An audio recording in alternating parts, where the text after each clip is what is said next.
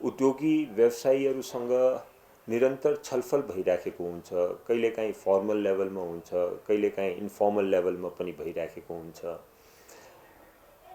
मैले एउटा कुरा के पाएको छु कि मोस्ट अफ दि बिजनेसम्यानहरू उनीहरूको एउटा मनोबल जुन छ त्यो अहिलेको चारैतिरको स्थिति हेर्दाखेरि खस्किएको जस्तो मलाई आभान हुन्छ। अरू फेरि के छ कि एउटा लगानी, नयाँ लगानी गर्ने, एउटा नयाँ केही एन्टरप्राइज सुरु गर्ने त्यस्तो खालको पनि एउटा भावना मैले उनीहरूमा देखिराखेको छैन। कहीँ न तो कहीँ यो लगानीको जुन वातावरण छ त्यो पनि कम्प्रोमाइज भएको जस्तो मैले पाइराखेको छु सबैसँग कुराकानी गर्दाखेरि। यसका धेरै कारणहरू त छ। अब यसमा के छ कि कोभिडको पनि एउटा ठुलो कारण छ। फेरि के छ कि उनीहरूले ब्याङ्कहरूबाट पैसा पाइराखेको छैन। दोस्रो के छ कि स्टकहरू पनि थुप्रिएको छ। एउटा कम मागको पनि मतलब खुम्चिँदै गएको छ हामीहरूको अर्थतन्त्रमा, त्यसको पनि स्थिति छ। अरू इन्ट्रेस्ट रेट पनि बढिराखेका छन्। यस्तो स्थिति हुँदा हुँदै पनि दुई तीनवटा कुरामा मैले ध्यान आकर्षण गराउन चाहन्छु, जसले के छ कि व्यवसायीहरूको मनोबललाई ठुलो ह्याम्परिङ गरेको छ। कि एउटा त के छ कि अहिले पेपरहरूमा पनि धेरै आइराखेको होला, धेरै व्यवसायीहरूको बारेमा पनि छपिराखेको छ। उनीहरूको केही पनि उनीहरूको अगेन्स्टमा केही पुख्ता सबुत नभएर पनि, उनीहरूको छानबिनको क्रममा भएर पनि उनीहरूको मानमर्दनहरू भइराखेका छन्। त्यसले पनि एउटा स्थितिलाई अलिकति बिगारेको छ जस्तो मलाई लाग्छ। एउटा जसरी सम्झौता, एउटा कुनै पनि गभर्मेन्ट या निजी क्षेत्रको बिचमा जुन एउटा सम्झौताहरू हुन्छ या कन्ट्र्याक्ट हुन्छ, त्यो डेभलपमेन्टको कामको लागि होला, कुनै ठेकापट्टाको लागि होला, या फेरि हामीहरूको प्रोक्योरमेन्टको लागि पनि होला। त्यो सम्झौता जुन छ अर्थतन्त्रको लागि एउटा फाउन्डेसनको कुराहरू हुन्छ। कि अब कुनै मान्छेले, कुनै पनि निजी क्षेत्रको मान्छेले त्यस्तो खालको सम्झौतामा आफ्नो परिधिभित्र काम गरिराखेका छन्, राम्रो काम गरिराखेका छन्, त उनीहरूलाई प्रोत्साहन गर्ने मलाई लाग्छ यो सरकारको एउटा कर्तव्य पनि हो। अरू अगर कहीँ ढिलो गरिराखेका छन् त उनीहरूलाई सचेत गराउने, अगर परिधि बाहिर गएर काम गरिराखेका छन् त उनीहरूलाई वार्निङ दिने र परिधिभित्र लाउने, हैन। अब मतलब के छ कि त्योसँग सम्बन्धित कुनै सम्झौताहरूसँग सम्बन्धित केही विवाद छ त त्यसको लागि हामीहरूको सरकारमै संयन्त्रहरू छ। अगर राजस्व चुहाटको कुरा छ त त्यसको लागि राजस्व अनुसन्धान छ। अगर त्यसमा करप्सनको कुरा छ त्यसमा हामीहरूको अख्तियारको भूमिकाहरू हुन्छ। तर यो हुँदा हुँदै पनि हामीहरूको सम्झौताको माथि पनि हामीहरूको प्रश्न चिन्ह उठिराखेका छन्। अब जुन बेलामा गभर्मेन्ट फेरिन्छ या कुनै कर्मचारी फेरिन्छ तो हामीले सम्झौताको जुन वैधानिकता छ त्यसलाई मान्नुपर्छ। तर त्यस्तो इस्युजहरूमा पनि मैले देखिराखेको छु कि धेरै कुराहरू चारैतिरबाट आइराखेको हुनाले अरू यस्ता निजी क्षेत्रमा छानबिनको क्रममा पनि उनीहरूको मानमर्दनहरू भइराखेको छ। यसले मलाई लाग्छ कि लङ टर्मको इस्युले, मैले कुनै एकजना मान्छेको यहाँ कुरा गरिराखेको छैन, मैले ओभरअल बिजनेस कम्युनिटीको कुरा गरिराखेको छु, ओभरअल निजी क्षेत्रको कुरा गरिराखेको छु, आफ्नो सम्झौताको वैधानिकताको बारेमा मैले कुरा गरिराखेको छु। यो सबैमा प्रश्न उठ्दाखेरि हामीहरूको ओभरअल जुन बिजनेसम्यानको सेन्टिमेन्ट्स छ र उनीहरूको मनोबल छ त्यो घस्किन्छ। त्यसलाई के छ कि मान्छेको बिचमा जुन ट्रस्ट हुन्छ सरकारको बिचमा र निजी क्षेत्रको, त्यसलाई हामीहरूको फरक पर्छ। तो एउटा राम्रो वातावरणको लागि, एउटा विश्वासको वातावरणको लागि मलाई लाग्छ कि मान्छे फेरेमा या कर्मचारी फेरेमा या सरकार फेरेमा त्यो कन्ट्र्याक्टलाई वैधानिकता दिने त्यो एउटा परिपाटी हामीहरूले सुरु गर्नुपर्छ जस्तो लाग्छ। छानबिनको क्रममा पनि जुन तरिकाले निजी क्षेत्रका उद्योगी व्यवसायीहरूको मानमर्दन हुने कुरा देखिराखेको छु, त्यसलाई पनि हामीहरूले बचाउनु पर्छ। किनकि आर्थिक गतिविधिमा जुन मान्छेहरू लागेका छन् जसले के छ कि एउटा ठुलो रिस्क लिएर काम गरिराखेका छन् र एउटा कुनै नयाँ व्यवसायमा इन्भेस्टमेन्ट गर्नको लागि अगाडि आएका छन् उनीहरूलाई हामीहरूले सम्मान पनि गर्नुपर्छ। उनीहरूको उचित जुन उनीहरूले पाउनुपर्ने मतलब के छ कि एक त्यसलाई पनि हामीहरूले ध्यानमा दिएर अगाडि बढ्नुपर्छ। यो कारणहरू पनि छ कि in spite of all those kind of issues, कोभिडको इस्युज र हामीहरूका अर्थतन्त्रको प्रेजेन्ट स्थिति, यसमा पनि उनीहरूले सामना गर्नु परिराखेको छ। यसको कारणले गर्दा पनि मनोबल खस्केको जस्तो मलाई लाग्छ। तो यसमा म सबैको मतलब मिडियाको पनि सरकारको पनि ध्यान पुर्याउन चाहन्छु। यो तपाईले भन्नुभएको कुरा एकदम ही सान्दर्भिक किन छ भने एकातिर त हामीहरूले भनिराखेको छु विकासको खर्च भइराखेको छ। हामीहरूको विगतका केही वर्षहरूको तुलनामा हामीहरूको प्रतिशत हेर्ने हो भने धेरै प्रतिशतमा अन्तर आएको छैन। राजस्वको कलेक्सन भइराखेको छ। अलिकति इन्फ्लेसनको रेट बढेको छ। त्यो मतलब के छ कि अहिलेको दृष्टिकोणले गर्दा अहिलेको फ्युलको प्राइजेसहरूले गर्दा हामीहरूको इन्टरनेसनल वातावरणले पनि गर्दा त्यो अरू फेरि जुन तरिकाले डिमान्ड पनि बढिराखेको छ त्यसले गर्दाखेरि पनि स्वाभाविक छ अलि जुन हामीहरूको इन्फ्लेसन भइराखेको छ।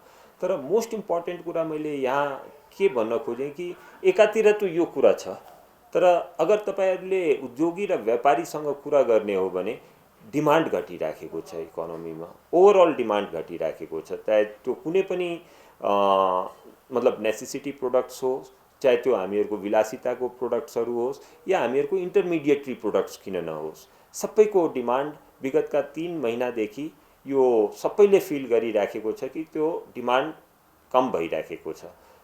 पैसा पाएको छैन कसैले, ब्याज बढी तिरिराखेका छन्। केही न त केही हामीहरूको मिसम्याच भइराखेकोमा कुनै डाउट पनि छैन। यसका मेन हिजो हामीहरूको छलफल हुँदाखेरि पनि मैले त्यहाँ पनि अर्थमन्त्रीज्यूको अगाडि, माननीय अर्थमन्त्रीज्यूको अगाडि मैले यो कुरा पनि राखेको थिएँ कि मेजर इस्युजहरू जुन आइराखेका छन् त्यो ब्यालेन्स अफ पेमेन्टका इस्युज आइराखेका छन्, लिक्विडिटीका इस्युजहरू आइराखेका छन्, हामीहरूको आयातको प्रतिस्थापनाका इस्युजहरू आइराखेका छन्।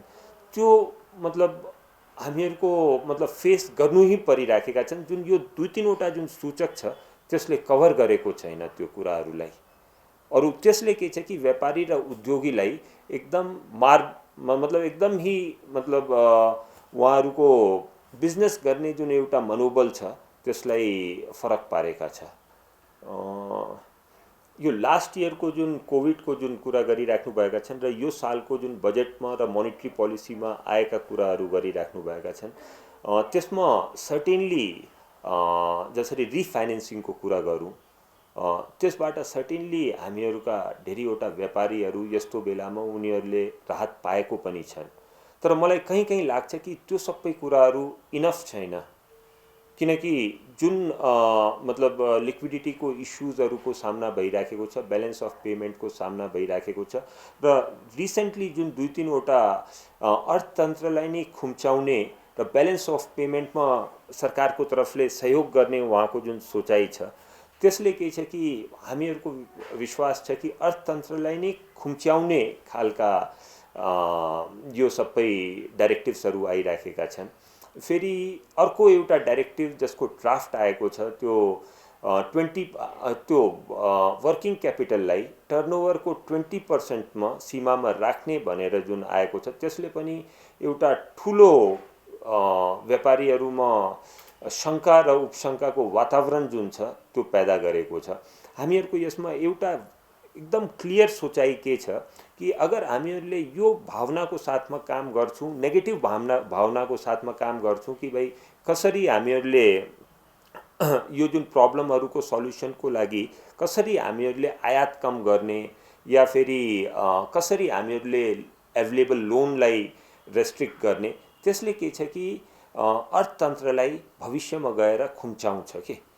जबकि हामीहरूले यो नेगेटिभली नसोचेर हामीहरूले पोजिटिभली सोच्नुपर्ने बेला छ कि अर्थतन्त्रको आकारलाई हामीहरूले कसरी बढाउने, यो जुन प्रब्लमहरू लिक्विडिटीका आइराखेका छन्, ब्यालेन्स अफ पेमेन्टका आइराखेका छन्, त्यसको हामीहरूले कसरी समाधान गर्ने, उतातिर हामीहरूले सोच्नुपर्ने जस्तो समय आएका छन्। अब यसैलाई नै हामीहरूले मतलब एउटा एक्सपेन्सनरी पोलिसीमा जानुपर्छ। हामीहरूले कन्ट्र्याक्टरी कन्ट्र्याक्सनको पोलिसीमा जानु हुँदैन जस्तो हामीहरूको सिएनआईको यो धारणा पनि छ। अब यसैको लागि हामीहरूले केही आफ्ना सुझावहरू पनि राखेका थिए। सुझावमा मेनली के छ कि जसरी ब्यालेन्स अफ पेमेन्टलाई ठिक गर्नको लागि एउटा त के छ कि जुन रेमिटेन्स आइराखेको छ, हामीहरूका जुन साथीहरू बाहिर नेपाल बाहिर गएर काम गरिराखेका छन् र उनीहरूले रेमिटेन्स पठाइराखेका छन्। अल्दो मान्छेहरू हामीहरूको बाहिर जाने मान्छेहरूको क्रम बढिराखेको छ, तर रेमिटेन्स हामीहरूको घटिराखेको छ। यसको लागि हामीहरूको सिएनआईको टिम बङ्गलादेशमा पनि गएका थिए र त्यहाँको पोलिसिजहरूको बारेमा कुरा गर्दाखेरि एउटा कुरा के पाएँ कि जुन अलिकति जुन बाहिर काम गरिराखेका छन् मान्छेहरू, उनीहरूलाई रेमिटेन्समा केही इन्सेन्टिभ दियो भने त्यो रेमिटेन्स बढ्दो रहेछ। जसरी बङ्गलादेशले पनि र पाकिस्तानले पनि जुन रेमिटेन्स बाहिर काम गरिराखेका साथीहरूले जुन पठाइराखेका छन् त्यसमा उनीहरूले इन्सेन्टिभ पाइराखेका छन्। त हामीले पनि हिजो प्रपोज गरेको छौँ कि भाइ 2% जति रेमिटेन्समा इन्सेन्टिभ दिनुस् नि। यसबाट के हुन्छ कि उनीहरूको कस्ट आउँदैन। दोस्रो कुरा के छ कि उनीहरूले प्रोत्साहन पाइन्छ कि भाइ मैले अहिले यो हामीहरूको लिमिटेड समयको लागि आएको छ, let's send the money to Nepal. So त्यसले पनि सबैले प्रोत्साहन पाइन्छ। अरू देशको पनि आफ्नो अनुभव छ कि यस्तो इन्सेन्टिभ लाउँदाखेरि 20% देखि 40%सम्म त्यसको इमिडिएटली बेनिफिट भएको छ, इमिडिएटली रेमिटेन्स पनि बढेको छ। एउटा त हामीहरूले यो पनि कुरा गरे। रेमिटेन्सलाई नि प्रमोट गर्नको लागि यो आइपिओहरूमा जसले डलरमा रेमिटेन्स लिएर आउँछ उनीहरूले त्यसमा लगानी गर्दाखेरि केही प्रतिशत उनीहरूको लागि रिजर्भ गरिदियो भने उनीहरूको लागि लङ टर्म बेनिफिसियल पनि कुराहरू भइराखेका हुन्छन्। अरू फेरि के छ कि हामीले एक्सपोर्टमा त इन्सेन्टिभ दिइ नै राखेको हुन्छौँ र एक्सपोर्टको पनि मेन उद्देश्य के छ कि डलर हामीहरूको नेपालमा भित्रियाउने हो। जब यिनीहरूले पनि त्यो काम गरिराखेको छ त त्यसले पनि अलिकति मतलब उनीहरूले पनि प्रोत्साहन पाइन्छ इन्सेन्टिभबाट। यसले अर्थतन्त्रमा धेरै फरक पार्छ, ब्यालेन्स अफ पेमेन्टमा धेरै फरक पार्छ। दोस्रो कुरा हामीहरूले अरू पनि के भनेको थिएँ कि आज इन्डियामा पनि एक्सपोर्ट भइराखेको छ सामानहरूको, तर इन्डियाको एक्सपोर्टमा इन्सेन्टिभ पाइराखेका छैन। सो हाम्रो एउटा के सुझाव थियो कि इन्डियाको एक्सपोर्टमा पनि भ्याल्यु एडिसनको आधारमा हामीहरूले इन्सेन्टिभ दिनुपर्छ जस्तो लागिराखेको छ। त्यो पनि हामीहरूले आफ्नो तर्फबाट सुझाव दिएका थिए। अब त्यही तरिकाले सरकारले एउटा नियम के लिएर आएको थियो कि अगर कसै एनआरएनले नेपालमा आएर डिपोजिट गर्न चाह्यो भने त्यो उनीहरूको एक्सेप्टेबिलिटी हुन्छ र एउटा राम्रो रेट पनि उनीहरूले पाइराखेको छ। तर कहीँ हामीले देखिराखेको छ त्यसको राम्रो रिस्पोन्स आउन पाएको छैन।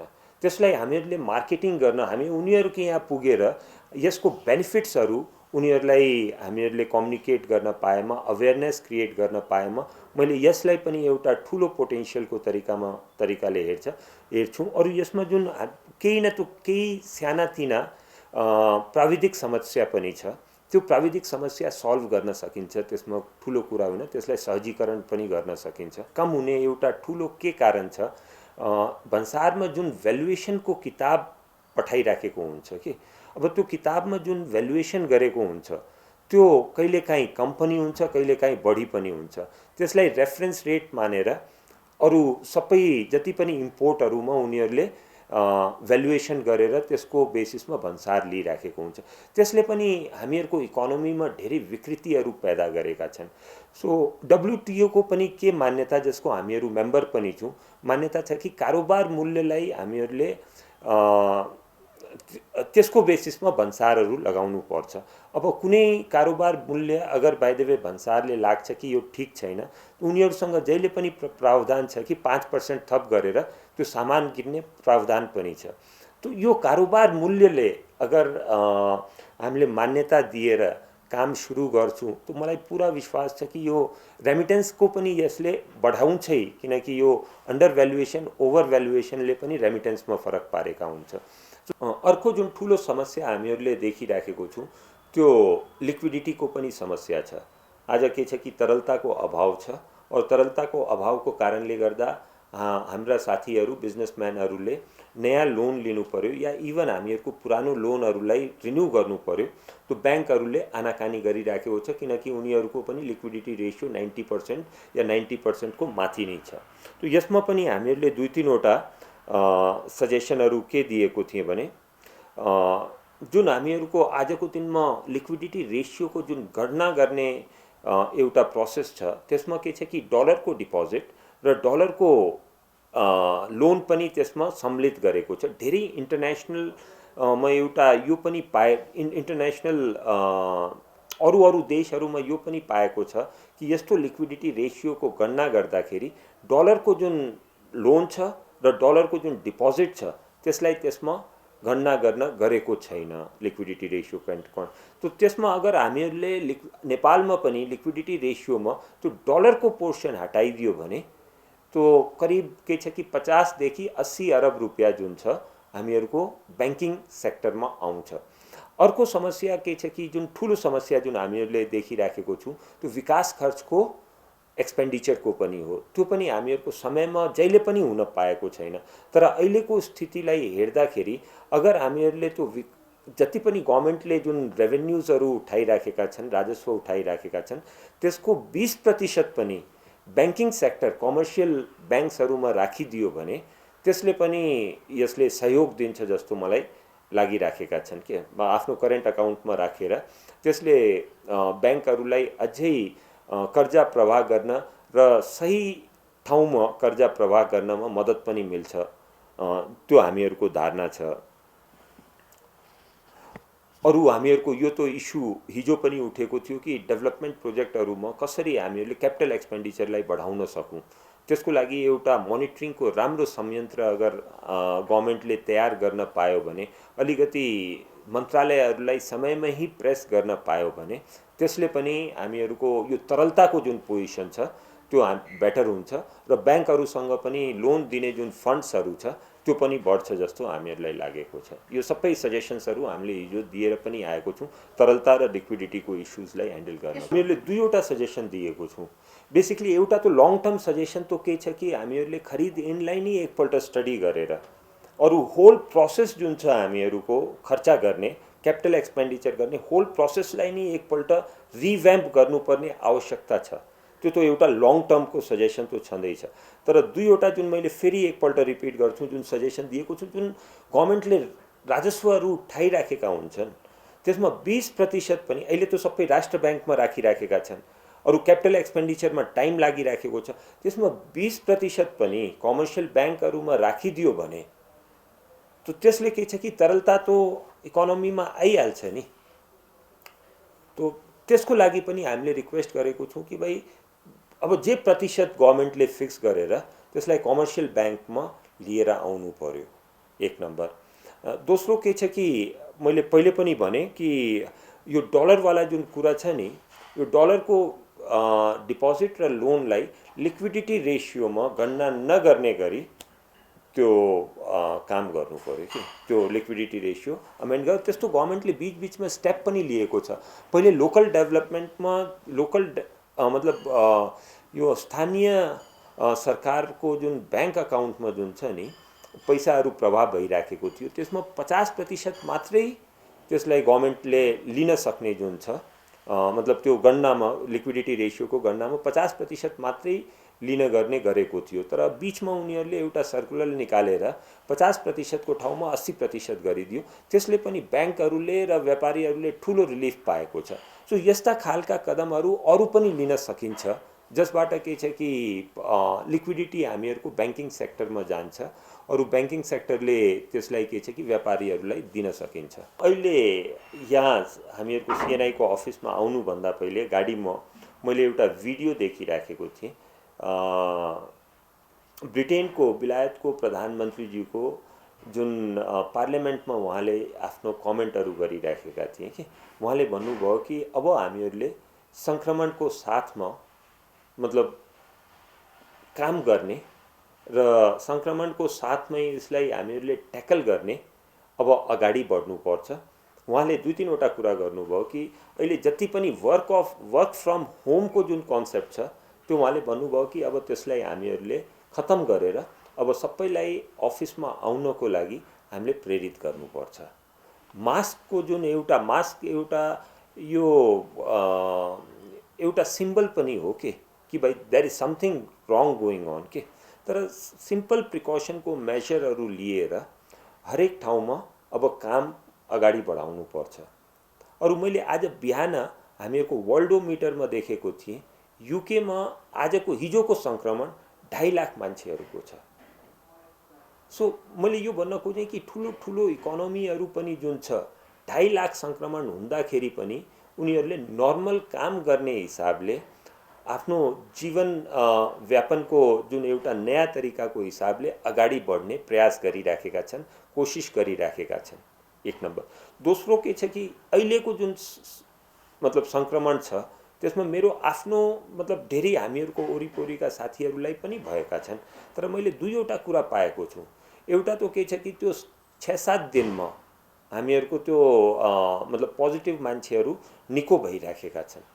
दोस्रो कुरा के पाएको छु कि यो पर्टिकुलर भेरिएन्टको जुन सिभियरिटी छ त्यो सिभियरिटी त्यति छैन, हस्पिटलाइजेसन अहिले पनि भएको छैन। तपाईँले हेरिराख्नु भएका छन्, जब 10, 11, 12 हजार हामीहरूको डेली यस्ता पोजिटिभ केसेसहरू आउँदै पनि हामीहरूको हस्पिटलमा चाप बढेको छैन। हामीहरू जस्ता देशहरूमा जहाँ के छ कि अर्थतन्त्रले एकदम इम्पोर्टेन्ट रोल प्ले गरेको हुन्छ, जसमा के छ कि हामीहरूको जुन ग्याप जुन छ मतलब हामीहरूको रेजिलियन्सको जुन एउटा मतलब फेस गर्ने जुन ग्याप पनि कम छ, मतलब इकोनोमीलाई मतलब अर्थतन्त्रको दृष्टिकोणले हेर्दाखेरि त्यो मतलब के छ कि धेरै हामीहरूले एकदम रिजर्भ्सको तरिकाले त्यो काम गरिराखेको हुँदैन।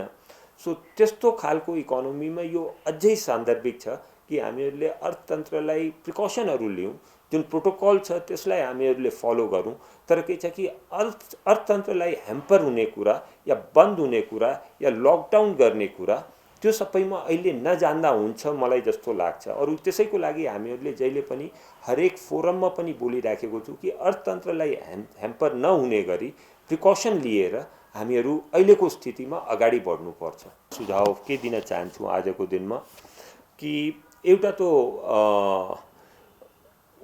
के छ कि आज सबभन्दा इम्पोर्टेन्ट कुरा आज अगर बाइ द वे इन्डस्ट्री मैले फेरि यसलाई एउटा बङ्गलादेशसँगै हामीहरू 1 महिना पहिले बङ्गलादेशको ट्रिपमा गएको थिएँ। बङ्गलादेशको ट्रिपमा जाँदाखेरि हामीहरूको डेलिगेसनै गएको थियो सिएनआईबाट। हामीहरूले त्यहाँका इन्डस्ट्रिजहरू पनि भिजिट गरे। इन्डस्ट्रिजहरू भिजिट गर्दाखेरि एउटा हामीहरूले टेक्सटाइलसँग सम्बन्धित इन्डस्ट्री भिजिट गरे, जुन एउटा ठुलो क्षेत्रमा करिब 250 देखि 300 एकरको एरियामा त्यो इन्डस्ट्रियल पार्क बनाएको थियो उनीहरूले। मैले वहाँ पाएँ कि भाइ विभिन्न देशहरूबाट उनीहरूले कपास इम्पोर्ट गर्न गरेको छ र प्लास्टिक ग्रेन्युल्स इम्पोर्ट गर्न गरेको छ। अरू त्यो कपास र प्लास्टिक ग्रेन्युल्सबाट उनीहरूले यो धागो बनाउँछ, धागोबाट उनीहरूले कपडा बनाउँछ, कपडालाई फेरि डाइङ गर्छ, और डाइङ गरिसकेपछि गार्मेन्ट बनाएर उनीहरूले एक्सपोर्ट गरिराखेका हुन्छन्। त यो सबै कुराहरू एकै छाताको मुनि भइराखेको छ। मैले पनि बडा आश्चर्य गरेँ कि भाइ यो सबै तपाईँहरूले कसरी डेभलप गर्नु पाउनुभयो। उहाँहरूले मलाई बताउनु भयो कि यो सबै गर्नको लागि एउटा त के छ कि एससीजेडको अवधारणा उनीहरूले स्पेशल इकोनोमिक जोनको अवधारणा लिएर आएका छन्। स्पेशल इकोनोमिक जोन्स जुन छ त्यो गभर्मेन्टले ही मतलब के छ प्राइवेट सेक्टरले नै चलाइराखेको छ गभर्मेन्टसँग पर्मिसन लिएर। अरू गभर्मेन्टले एक्स्ट्रा अर्डिनरी आफ्नो पोलिसीमा चेन्ज गरेर एक्स्ट्रा अर्डिनरी इन्डस्ट्रियलिस्टहरूलाई दिएको छ। जसरी के छ कि त्यो स्पेशल इकोनोमिक जोनमा कसैले पनि अगर इन्डस्ट्री स्थापना गर्न चाह्यो भने उनीहरूले 10 वर्षको इन्कम ट्याक्सको रिलिफ पाइराखेका छन्। सो यहाँ नेपालमा सबभन्दा ठुलो प्रब्लम के भइराखेको छ कि ल्यान्डको अभाइलेबिलिटी एउटा इस्युज छ इन्डस्ट्रिजहरूको लागि। कुनै इन्डस्ट्री स्थापना गर्नु पर्यो अरू त्यसको लागि सबभन्दा ठुलो इन्भेस्टमेन्ट गर्नुपर्छ आजकल ल्यान्डमा गर्नु परिराखेको छ के। सो त्यो एससीजेडको कन्सेप्ट छ र एउटा के छ कि गभर्मेन्टले क्रिएट गरेको छ आफ्नो पोलिसिजहरूबाट, त्यसले उनीहरूलाई धेरै मनोबल पनि प्राप्त भएका छन् र पोलिसी पोइन्ट अफ भ्यूमा उनीहरूलाई प्रतिस्पर्धी बन्नमा पनि धेरै फाइदा भइराखेको छ। एनर्जी पनि उनीहरूलाई सजिलोसँग पाइराखेका छन्। गभर्मेन्टले सब्सिडाइज गरेर इन्डस्ट्रीहरूको लागि एनर्जी पनि दिएको छ। सो एउटा वातावरण इन्डस्ट्रियलाइजेसनको बन्न गएको छ, जसमा के छ कि निजी क्षेत्रले पनि खुलेर लगानी गर्न पाएको छ कि। सो त्यस्तो खालको एउटा availability of land, SEZ operated by private people, special extraordinary incentive to the organisation, त्यो सबै गर्यो भने मलाई लाग्छ कि इन्डस्ट्रियलाइजेसन नेपालमा पनि डेभलप हुन सक्छ।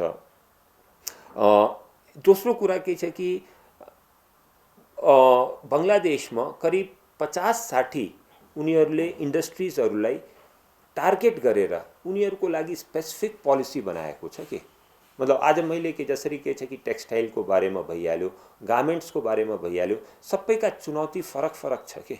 अब त्यो चुनौतीलाई गभर्मेन्टले त्यो सम्झेर अब टेक्सटाइलको लागि उनीहरूलाई के सुविधा दिनु पर्यो, उनीहरूको लागि के वातावरण बनाइदिनु पर्यो, त्यस्तो स्पेसल रणनीति टेक्सटाइल इन्डस्ट्रीको लागि मात्रै उनीहरूले अगाडि बढाएको छ। धागो इन्डस्ट्रीको लागि बढाएका छन्, गार्मेन्ट इन्डस्ट्रीको लागि बढाएको छ, फार्मास्युटिकल्सको लागि बढाएका छन्। यस्ता 50वटा इन्डस्ट्रिजलाई आइडेन्टिफाई गरेर उनीहरू अगाडि बढिराखेका छन्। तर समहाउ नेपालमा हामीहरूले एउटै पोलिसीबाट, एउटै एक्टबाट हामीहरूले सबैलाई कभर गर्न खोजिराखेको छौँ, जुन मलाई लाग्छ कि त्यो एकदम पोसिबल हुँदैन जस्तो छ। नेपालमा सिएनआईको पनि के प्रयास छ अबको दिनहरूमा कि स्पेसिफिक इन्डस्ट्रीमा त्यसको लागि दूरगामी एउटा भिजन के हुन सक्छ, अरू त्यो भिजनको प्राप्तिको लागि के गभर्मेन्टबाट सहयोग चाहिन सकिन्छ, गभर्मेन्टले यसलाई कसरी फेसिलिटेट गर्न चाहन्छ, त्यसमा हामीहरूले काम गरिराखेको छौँ। सेक्टर स्पेसिफिक अब हामीहरूले स्पेसिफिक सजेसन्स हामीहरू गभर्मेन्टलाई दिने प्रयास गरिराखेको छौँ। त्यसबाट मलाई लाग्छ कि इन्डस्ट्रिजहरूलाई अगाडि बढ्नको लागि पनि मद्दत मिल्छ होला। एउटा अरू जुन इन्डस्ट्रिजहरूको लागि सबभन्दा ठुलो चुनौती हामीहरूको नेपालको पोरस बर्डर पनि हुन गएको छ कि। अरू हामीहरूको एउटा भ्याट प्रणाली, जसरी जति पनि भ्याट लागिराखेका छन् 13%मा लागिराखेको छन्। अब त्यो पनि हाम्रो के सुझाव छ कि त्यो मल्टी भ्याट प्रणाली हुनु पर्यो। म केही मतलब सामानहरूको इक्जाम्पल पनि दिन चाहन्छु। आज बोर्डरको पारी जुन छ हामीहरूको भारतमा, छिमेकी राष्ट्र भारतमा, यो तपाईँले टेक्सटाइलमा हेर्नुहोस् 5%को भ्याट छ। हामीहरूको फुड ग्रेन्सहरूमा पनि 5%को भ्याट छ। तर आटामा भनौँ नि 5%को भ्याट छ। यस्ता थुप्रै प्रोडक्ट्सहरू छन् जसमा हामीहरूको धेरै कम भ्याट छ। अब बोर्डरको यता आउन बित्तिकै हामीहरूको टेक्सटाइलहरूमा 13%को भ्याट लागिराखेको छ। यस्ता फुड ग्रेन्सहरू पनि कस्ट हाई भइराखेका छन्। सो धेरै मान्छेहरू त जुन छ कि उतातिर गएर सामान किनेर नेपालमा ल्याउन त सजिलो छ, सजिलो पनि, अरू फेरि उनीहरूको फन्डामेन्टल राइट पनि हो। अब कसैले गएर अगर कसैले एउटा जुत्ता पनि लिएर आउँछ, त्यसमा पनि फेरि 5% भ्याट छ। अब लिएर आउँछ त कसैलाई रोक्ने त मलाई लाग्दैन कि अधिकार पनि हुनुपर्छ या त्यो। तर हामीहरूले यसलाई अरू यसबाट के छ कि ठुलो मात्रामा हामीहरूको जुन डिमान्ड छ नेपाली सामानहरूको त्यो घटिराखेको छ। अब यस्तो कुराहरूमा के छ कि त्यो सेक्टर स्पेसिफिक सामानलाई हेरेर हामीले मल्टिभ्याट प्रणाली लागू गर्न पायो भने मलाई लाग्छ कि नेपालको सामानको कन्जम्सन बढ्छ कि। अरू एउटा इक्जाम्पल दिउँ कि आज टेक्सटाइलमा पनि 5% ही हुनु पर्यो। अगर इन्डियामा 5% छ, हामीले डिजल पेट्रोलको कुरा गरिराखेको हुन्छौँ कि इन्डियामा अगर सस्तो भयो भने नेपालबाट डिजल पेट्रोल इन्डिया गइहाल्छ, अरू इन्डियामा सस्तो भयो भने। तर त्यो त्यही सेम कुरा जुन छ नि हामीहरूले इन्डस्ट्रियल प्रोडक्ट्समा किन लागू गर्न सक्दैन? अगर इन्डियामा अगर 5% छ भने हामीहरूको नेपालमा पनि 5% ही भ्याट गरौँ नि। त्यही भएर त हामीहरूको इन्डस्ट्रिजहरू मतलब प्रतिस्पर्धी हुन्छ र उनीहरूले सामानको प्रतिस्पर्धा गर्न सकिन्छ। सो यो सबै कुराहरूलाई पनि ध्यानमा राखेर इन्डस्ट्रियलाइजेसनलाई फस्टाउने गरेर हामीले पोलिसीहरू बनाउनु पर्छ जस्तो लाग्छ।